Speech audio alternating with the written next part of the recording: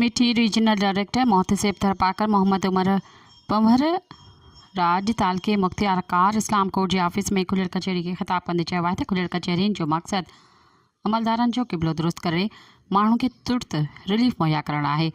हुन अमलदारनि खे हिदायत कई आहे त ग़रीब माण्हुनि खे अजायो रुलाइण बदिरां संदनि जाइज़ मसइला तरजीह बुनियादुनि ते हल करण खे यकीनी बणाइण जो त संदसि पारां मोकिलियल हर केस ते फौरी कार्रवाई करे उन ते रिपोर्ट पिणु पेश कनि। रीजनल डायरेक्टर मोहतसिब थरपाकर मोहम्मद उमर चयो त थरवासियुनि जे दर्दनि ते पहुची इंसाफ़ ॾियारण जी हर मुमकिन कोशिश जारी आहे। हुन इन मौक़े ते माण्हुनि सां रेवेन्यू सां लाॻापियल मसइला शिकायतूं ॿुधियूं ऐं उन्हनि जे फौरी अज़ाले लाइ मौक़े ते हुकुम जारी कया।